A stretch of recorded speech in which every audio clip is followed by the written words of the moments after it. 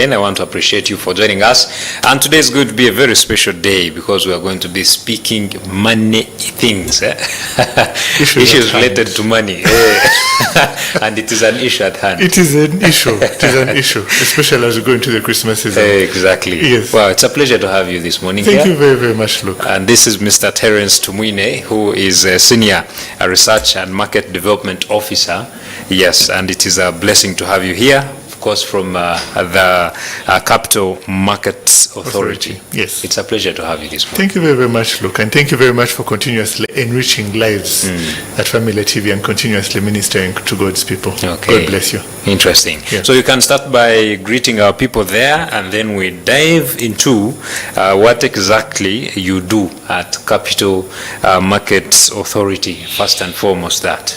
Ladies and gentlemen, first of all, a big thank you to Family TV. We don't take it for granted that we're able to be hosted, to just have time to be able to discuss matters money, matters issues, what we can be able to, how we can be able to impact lives of Ugandans from the capital markets perspective. My name is Terence, as you've introduced, serving with the Research and Market Development Department at the Capital Markets Authority.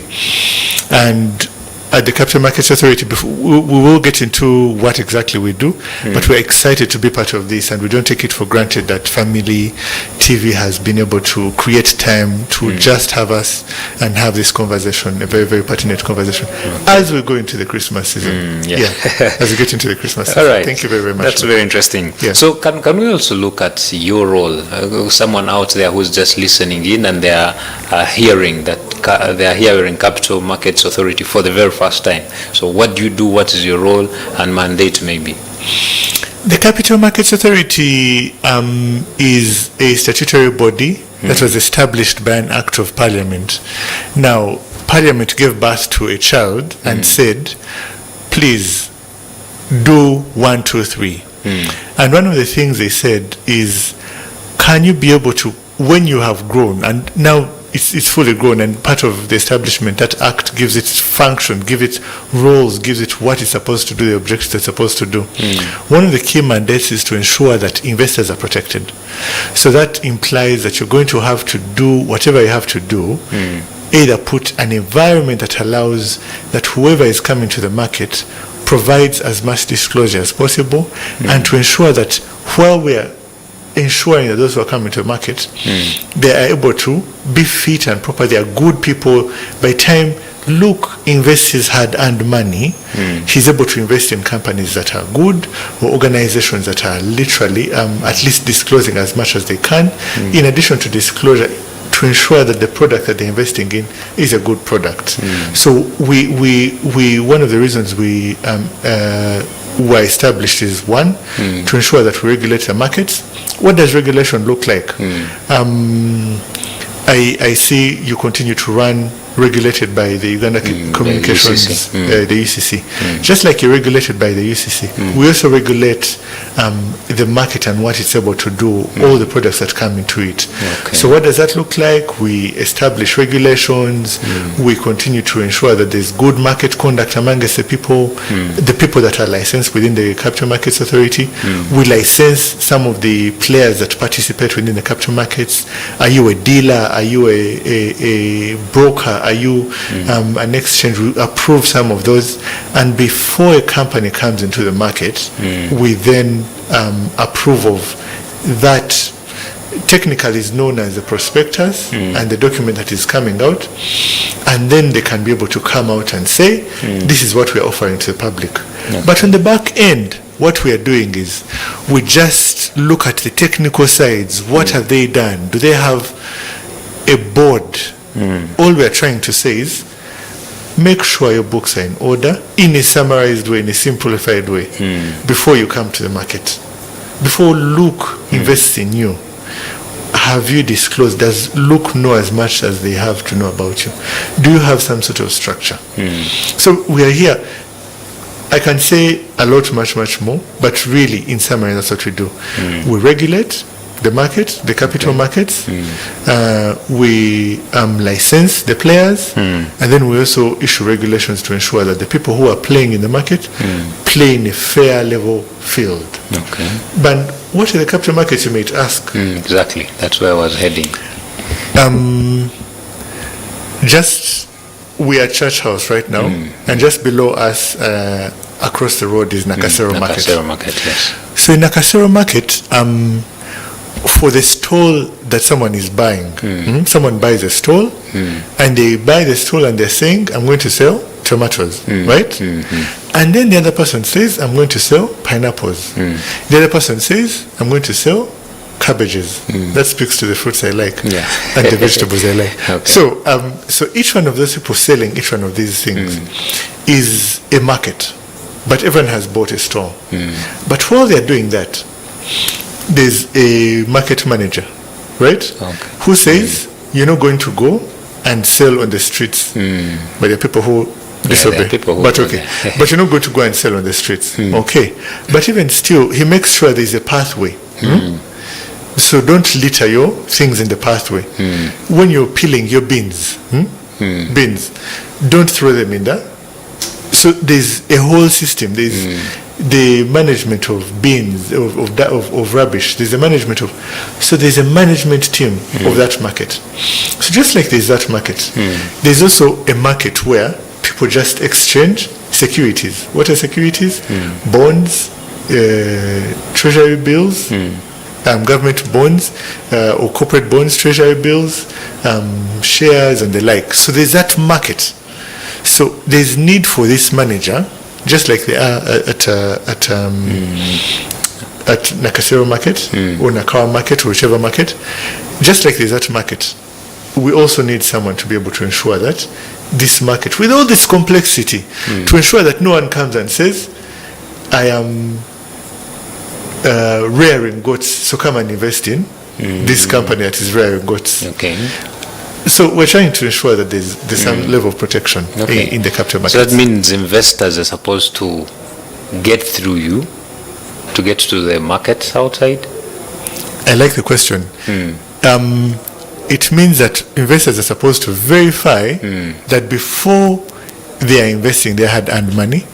Whoever they are investing in, a licensed person, has gotten a license from CMA. Usually they're supposed to publish them on their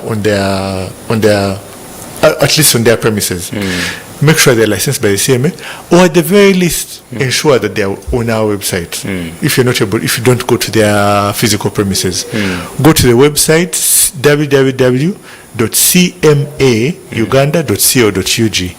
I repeat, www.cmauganda.co.ug to check, are these people licensed?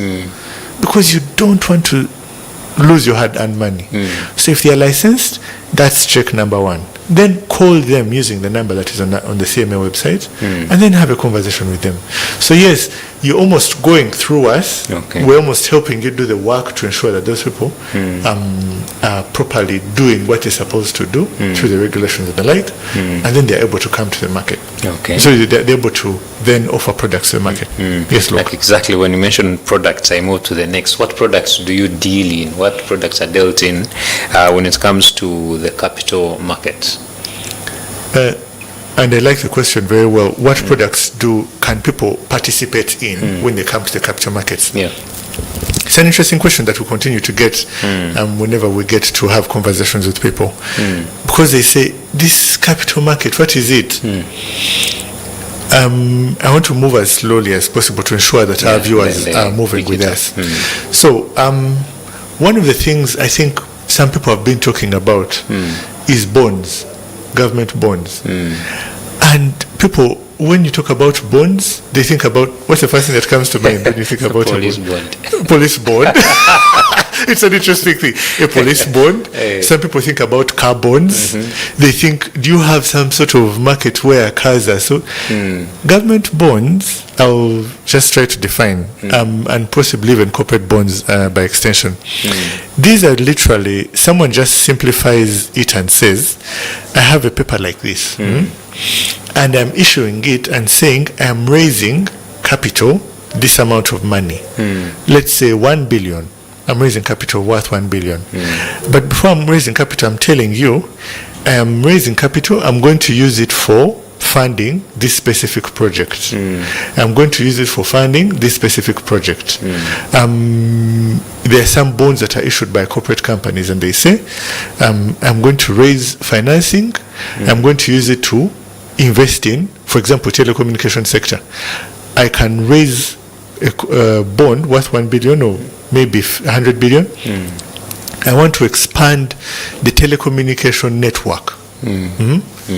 Build masts, right? So all he has to do is just say, when you give me this money, through the revenues I earn, maybe through charges on say mobile money or charges on calls and the like, I'm going to pay you every 6 months. Okay? That's a coupon, technically known as a coupon. I'm going to pay you every 6 months, dependent on how it's arranged. And for every money you gave me, of the 1 billion, you may not have given me all the 1 billion, all the money. You can have given me, say, 1 million. So of the fraction that you gave me, you might earn 14% annually. That might be about 7% every 6 months of the coupon. So you earn about 70,000 from the 1 million every 6 months for the investment that you've done in this telecommunication company, which has done what? Built masts. So you've been participating in this bigger project, bigger than you who might have the 1 million. Look, and you're saying, let me invest in this big project. And it's possible you also have the 500 million. So 500 million, now that speaks to slightly more interest. That's for the bonds. Now, the bonds can be for, let's say, the telecommunication sector, right? It can also be for, an example is even government. Government can say, I have this big, massive project that I want to be able to invest in. Is it, I think we've had conversations around the expressway. The Kampala-Jinja Expressway. Is it possible that they want to be able to finance such a big project that's going to take up possibly almost over 400 billion, let's say? And then you're saying, okay, if government says this is the project that I want to raise capital for, look, Terence, can we come together and invest in this project? So they issue it. Recently, the last one I think was the last week of November. They issue it, not for KJE specifically, but for another project. They issued it, and people came in and they participated. There was a 2-year bond. Now there are different tenors. There's the 2-year, there's the 5-year, there's the 3, I think. There's the 5-year, there's the 10-year, then there's also the 15-year, 20-year bond. So the investors like you and I can come and participate in that market. That's really just one segment of the market. Okay, that's one product. How can they participate? You can reach out to the licensed dealers, okay, on the CMA website. Just feel free to reach out to them. So all the licensed dealers are captured on your website? On our website. They can go to their website and then they say, so I want to invest. You can reach out the dealers under the dealer license. There's a category there, and you say, I want to be able to invest in a bond. Tell me more, and then have a conversation with them. Speaks to one product. I'm sorry, I'm a teacher, so please bear with me. So I like teaching also. So you then choose to invest in. That's one product. There's government can also issue, but also corporates can also issue. So you can choose: am I investing in a corporate? Am I investing in government? And so you can then be able to explore how you can be able to participate. 2, there's the equities or shares. Some people call them. Look, maybe just by just checking, have you invested in shares? No. Okay. So shares, for example, are listed companies. They come and get an approval. Companies come and get approval from us, and they say, we want to go to the public and raise capital from the public. So, and when they come to the public, they come to you and say, look, see, my company is doing X, Y, and Z. My company is manufacturing goods, manufacturing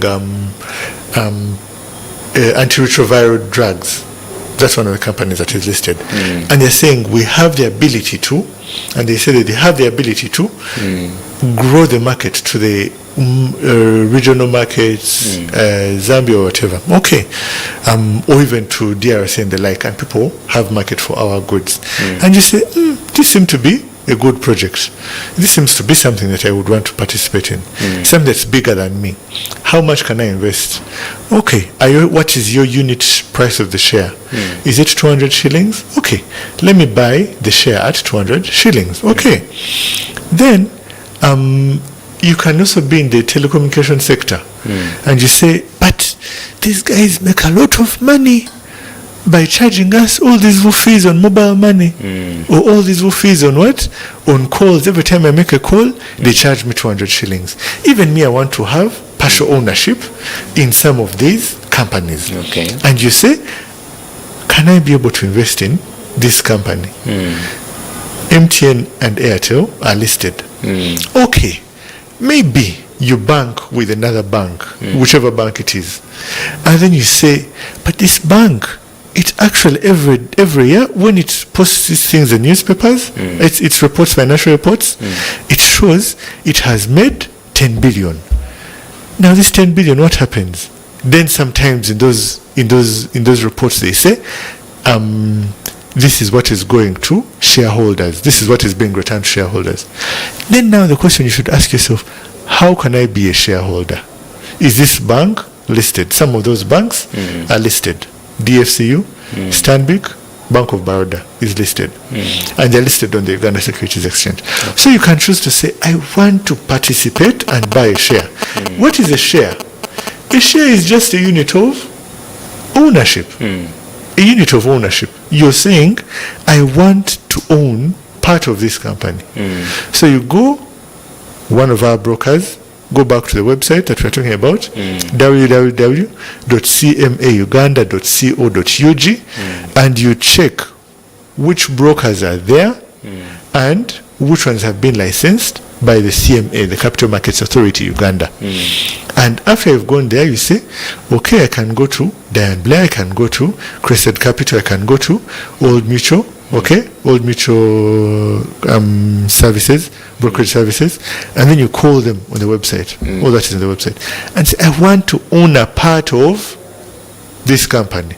Is it the banking sector? Is it the telecommunication sector? Is it the whichever sector, manufacturing sector? And they're all there. So just getting interest in some of these will help you to be able to participate in the capital markets. I hope I've addressed some of them. Oh, very interesting. I hope people are now seeing where to invest. And we're happy to address. And more so also in addition to that also, something that Ugandans have heavily been interested in, is the fact that you can invest. I may not have all this knowledge about, is this bank doing well? Is this telecom company doing well? Is the manufacturer doing well? You're saying, I don't have the mental energy to be able to get to invest in all these things. Something that has, within the regulatory framework, that we call the collective investment schemes or the unit trusts. What has happened is we've licensed fund managers, unit trust managers, to be able to manage funds on behalf of people, on behalf of institutions, on behalf of persons. And they say these are professional managers, and they take the time to learn. In the morning when they wake up, even while they're going to sleep, they know this is what's going to happen in the market. This is what's going to happen in the market. This is what we need to watch out for. If we're investing, this is what we need to watch out for. They are allowed to invest across the East African region. So they invest in Uganda, Kenya, Tanzania, and any market that, any company or any government security that is going to give them a return. So people have learned that they say, why struggle to invest my hard-earned money?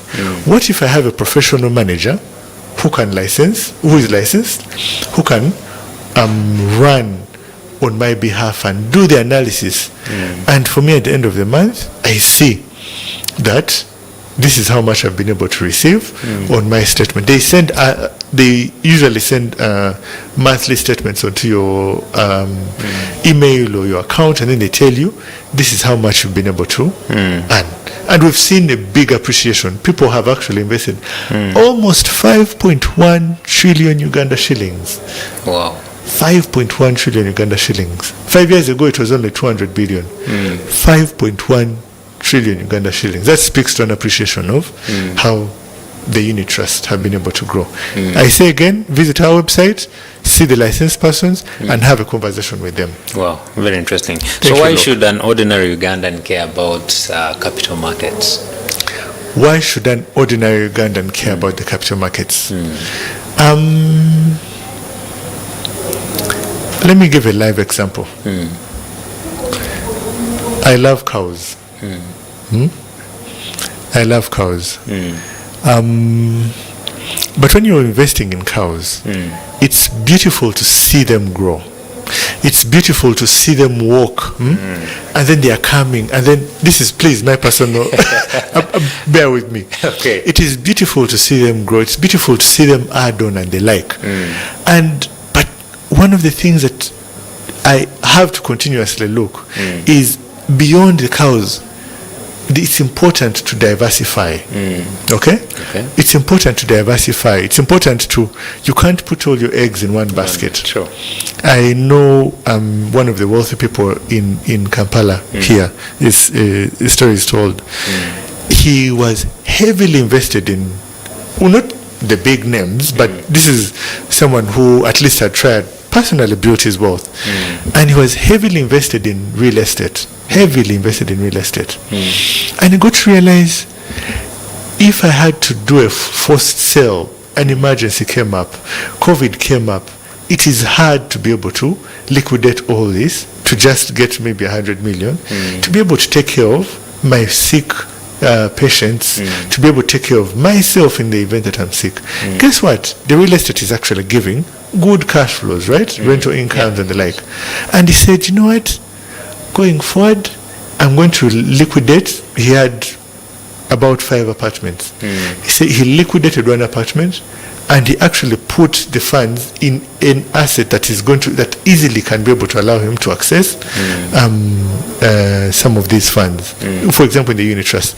And he said that people are actually earning without putting in. Well, his point was, I can earn and just receive a statement, having a professional investment manager managing the funds for me like that. So the point is, we need to diversify. It is good to have a shop. If that shop is giving you cash flow, well and good, but you also need to have an emergency fund for that shop in the event that someone needs a heavy supply. Now, will you go to a money lender to be able to raise that money? Will you go to, are you sure that if you go to the bank, that money shall be able to do that? The bank shall be able to give you the money immediately in about 24 hours or so. You need to be able to create an emergency fund to save for emergencies, to be able to save for retirement, to be able to invest in the future also, for your children's education, for an ordinary Ugandan. You're taking your child to school. Children have come back, right? We're going to Christmas. And when we go to Christmas, we're all going to wake up in January and be as if we are shocked. We have to take children to school. And then you're reminded of the school fees bill. What if every single month, before even they went to school, what if in September when you had just sent them to school, every month you sent your 500,000 onto a unit trust. You sent your 1 million into a unit trust. Dependent on your school fees bill. Your school fees bill may be 2 million or 3 million. You say, no, let me save it over a period of time. You don't want to be shocked by school fees and you say it's an emergency. Then you get a loan to pay school fees.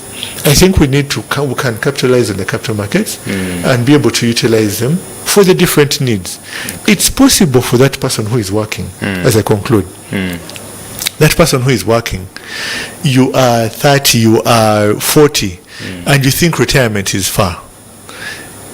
How about you speak to an investment advisor, one of those that are licensed under the capital markets, and say, I'm looking at retirement 15 years from now.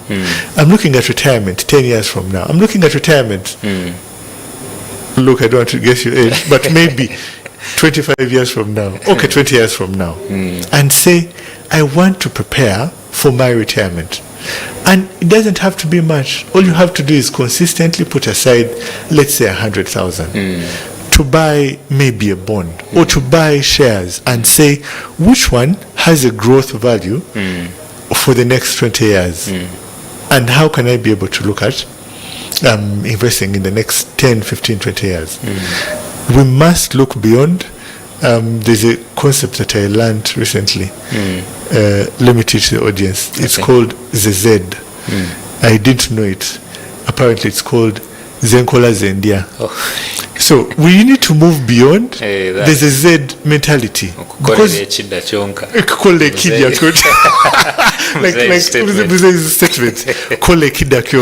to work for only food today, we must look beyond tomorrow.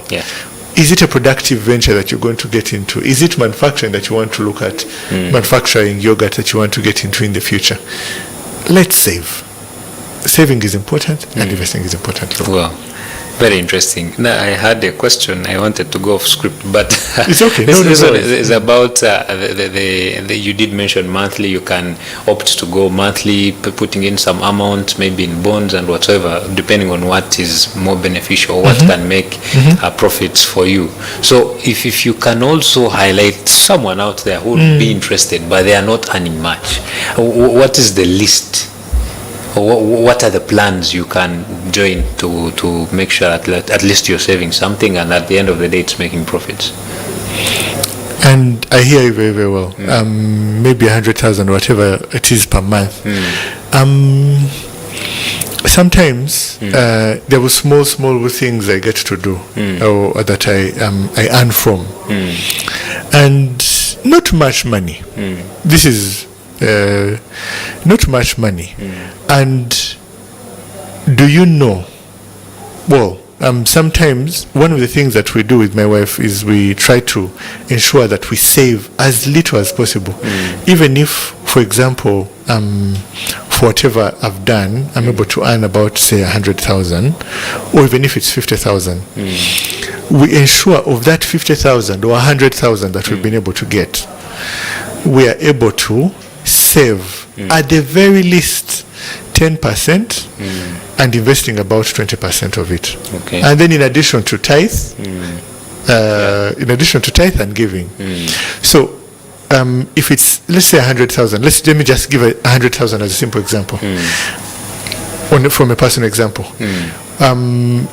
We believe in, as a family, we believe in God heavily. Heavily believe in God, and we believe that whatever God has given us, we ought to give back. Give back. 2 Corinthians it talks about giving. So we ought to give back. So one of the things that we tried to do our finances, well, it took time, but we tried to implement it. We believe there's a concept that was introduced to my wife by her sister, and it talked about 5 Jewish jars. So if someone receives 100,000, the Jewish jar is a concept, it's just a concept. It believes that if you received 100,000, 10% is supposed to go to God, tithe, okay? You can give over and above, but at the very minimum, 10% to God. 10% to giving, okay? Luke can want something to eat, and this one day that, God, the Holy Spirit actually gets to you, and you actually see that he actually needs to eat, give him the 5,000, for example. Okay. 10% goes to, we talked about tithe, giving, then saving for an emergency fund. Of that 100,000, you can save that 10,000. You don't know, there will be a time your child is sick. Your child is sick or whatever it is, and you need to just buy some kapana. At the very least, 20%. Okay? 20%. So we said 10%. 10% what? Tithe. 10% giving. 10% saving. 20% investment. And you live on 50%. That's hard. Okay. That's hard. So you've already earned 100,000. It's already difficult to earn it, but you've earned it. But you can live within 50%. But do the work of the Lord also within the other 50%. Give to God's people, people in ministry, people who are serving. Give to people. You don't want to be in a wedding meeting and then they say, you just put that car had 10K. That's what you have. 10,000. So if we divide 100,000, we divide 10,000 goes to God's people, ministry, church. 10,000 goes to giving. 10,000 goes to saving. 20,000 goes to investment, and then the 50,000 is what you will buy for tomatoes. So to that person who is wondering how to manage and what to do, you can save as little as 10,000 on some of the unit trusts. As little as 10,000. And for some of the shares that are listed, even as little as 7,000, you can even start investing for the long term. Because you're not looking at the now. Just like we're building for eternity, for our spiritual man, we're also building for the long term, for in the event that God allows us to live another 10, 20 years. You also don't want to be here and you're a burden to your children. Wow. Very interesting. I think that now speaks to many out there, and that is something they should really pick up. Now, what is the difference between saving and investing? I've tried to allude on it a little bit. Saving is really you're putting aside money for now, and you're trying to, my perspective is you're looking at it as an opportunity to look at the future, possible consumption in the future. Investing, on the other hand, you're just trying to say you want to give birth. It's like you want something that is going to give birth to something else. Okay? I'm reminded of those science in high school where, was it an amoeba? Or that organism that builds and then it can just give birth to another one and then it becomes another organism, and then it grows and then it becomes another organism. So you want to build to invest or look for opportunities that can give birth to other children, that can give you an income. So investing will have an element of giving birth. In summary, in simple terms. Wow, very interesting. So what are some of the success stories that you've registered in capital markets, if you could elaborate? Because sometimes we speak and people are like, but who has benefited? Who has benefited? So if you can tell us some success stories. It's interesting. One thing I like about Ugandans is when they're eating, they don't talk. So sometimes when they are comfortable, the man goes, he keeps quiet. But we've seen Ugandans really invest some of their monies. There's like I said, we can't give names, but there's someone I know literally.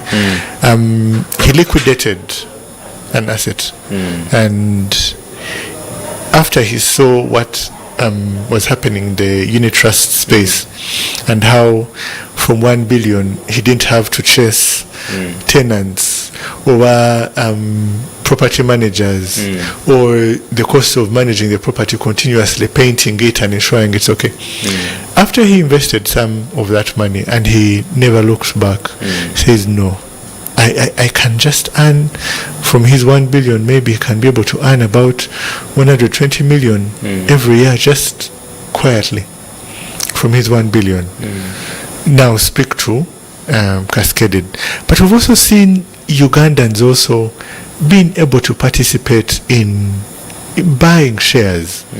They've actually bought shares and shares in listed companies, and they've been able to accumulate some wealth. Someone buys it at a low price, and then the price is able to appreciate, or they're able to earn dividends. We've been able to see firsthand some people invest more than 5 families I've seen invest in equities. And investing in equities, look, you can actually invest now and for your children. You can invest in your children when they are grown. And the children, when they are grown, they can be able to liquidate some of those shares.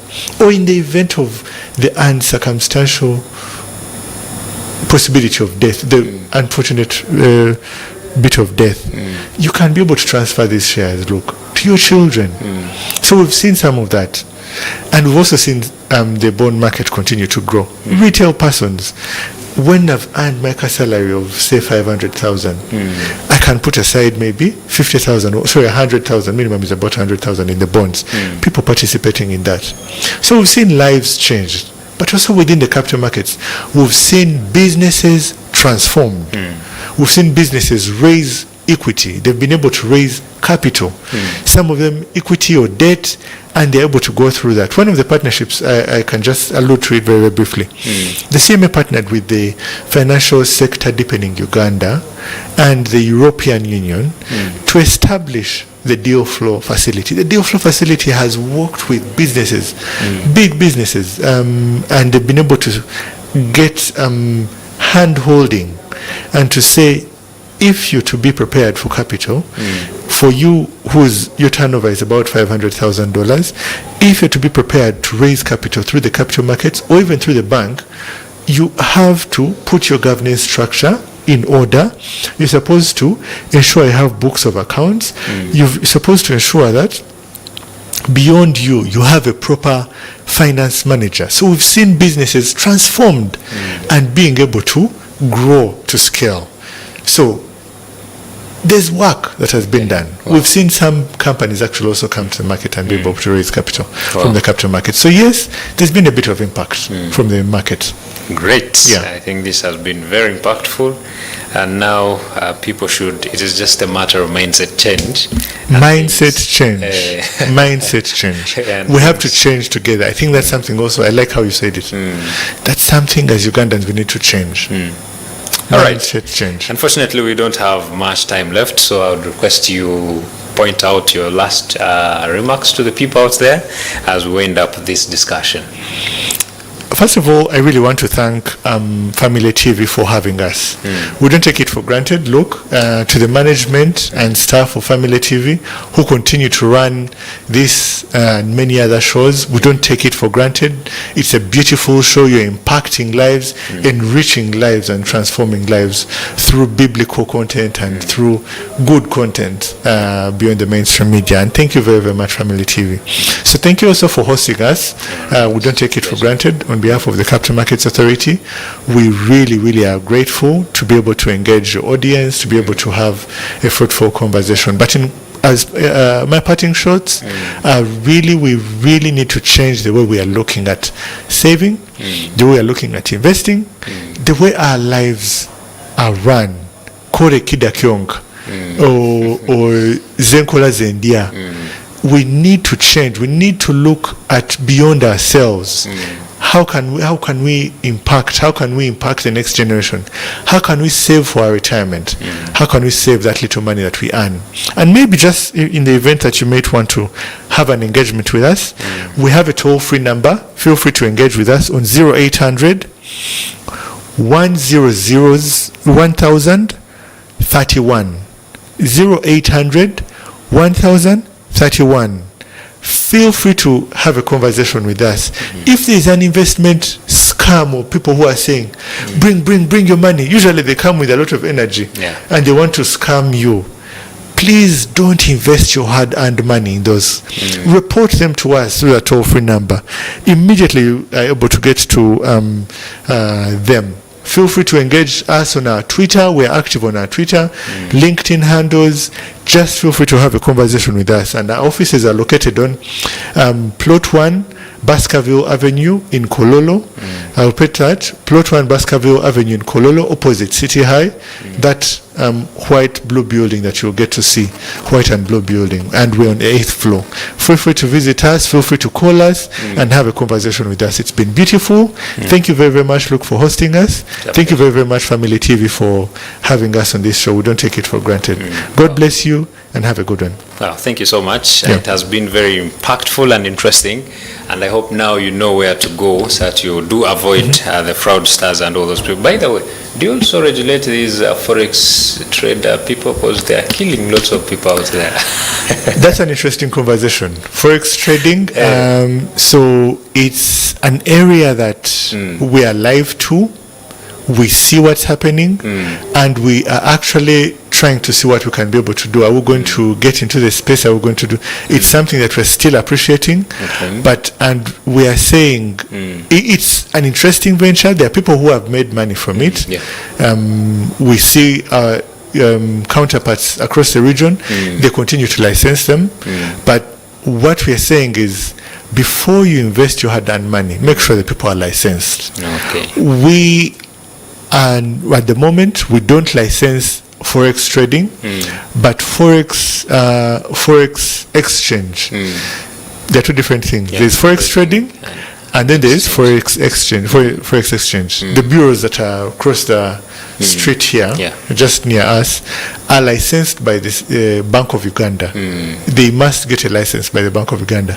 Should a forex bureau lose its license, the central bank comes out to the market and says, this person shall no longer operate in the foreign exchange market. So people can exchange. But trading, now that's where someone is promising some sort of gain for you.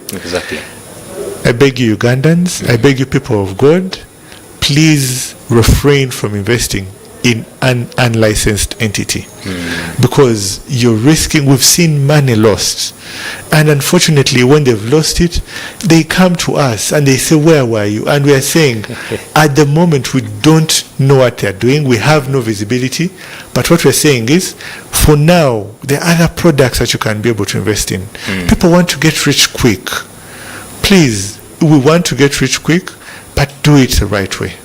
Do it the right way.